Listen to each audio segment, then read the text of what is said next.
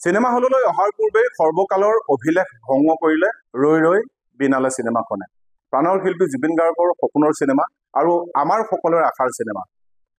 মই বৰ্তমান উপস্থিত আছো লখিমপুৰৰ নক্ষত্ৰ চিনেমা হলত আৰু অহা কাইলৈ 4:35 পৰা ইয়াত ৰৈ ৰৈ বিনালে প্ৰথমটো দৰ্শনী আৰম্ভ হ'ব। মই দেখুৱাই আছো আৰু ইতিমধ্যে ডাঙৰ কথা এইটোৱেই যে টিকেট ইতিমধ্যে হাউচফুল। টিকেট ইয়াত নাই।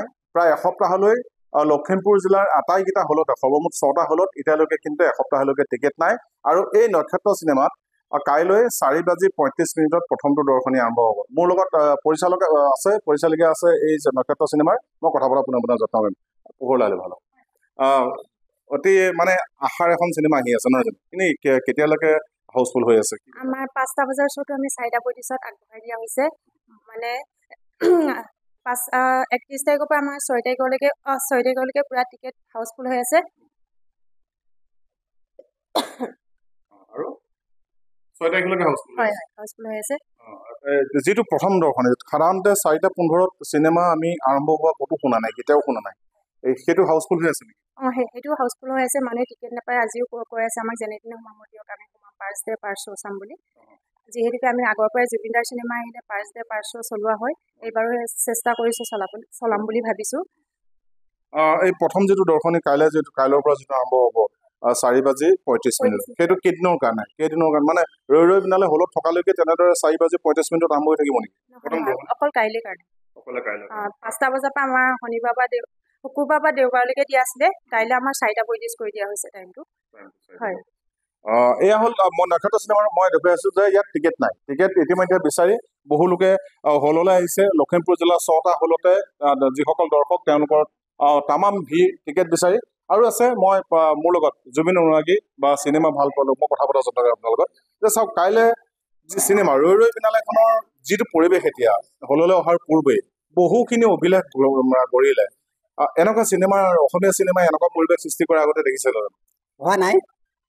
অসমীয়া চিনেমাৰ মেইন মানুহজন হ'ল জুবিন গাৰ্গে। অসমীয়া চিনেমাৰ চলচ্চিত্ৰ জগতত যি উদ্ভাৱন কৰিলে, যেনেধৰণে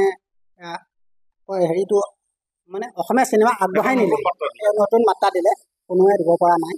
সেইটো কাৰণে আজি মানুহে জুবিনৰ কাৰণে সকলো ত্যাগ কৰি একমাত্ৰ চিনেমাখনৰ ৰৈ ৰৈ বিনালে যি খলকনিৰ সৃষ্টি কৰিছে, তেওঁৰ সেই খলকনিৰ সৃষ্টিৰ কাৰণে আজি চিনেমা হলখন মানুহৰ চাবনে কাইলৈ আপুনি?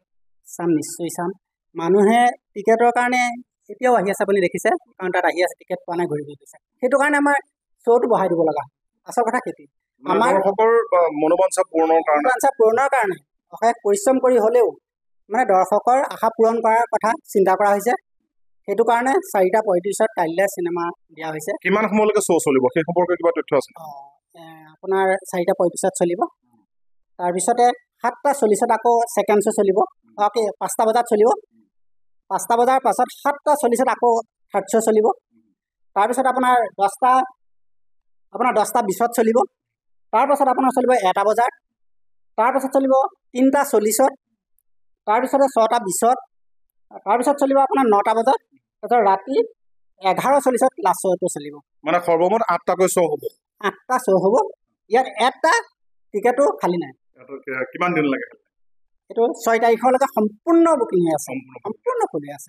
এয়া হ'ল লখিমপুৰৰ নক্ষত্ৰ চিনেমাৰ তথ্য মই জনাবলৈ যত্ন কৰিলো। কেৱল এইটো হলেই নহয়, লখিমপুৰত সৰ্বমুঠ 6টাকৈ চিনেমা হল আছে। 6টাকৈ চিনেমা হলত কিছু হলত 7 তাৰিখলৈকে ইতিমধ্যে হাউচফুল হৈ আছে। কিছু হলত 6 তাৰিখলৈকে হৈ আছে। আৰু এই নক্ষত্ৰ চিনেমাত কাইলৈ 8টাকৈ শ্ব' প্ৰদৰ্শনী হ'ব ৰৈ ৰৈ বিনালে। আৰু ইতিমধ্যে আটাইকেইটা শ্ব'ৰ টিকেট সম্পূৰ্ণৰূপে বিক্ৰী হৈ গৈছে। অনলাইনত কিছুমানে বুকিং কৰিছে, কিছুমানে আহি হলত বিক্ৰী কৰিছে।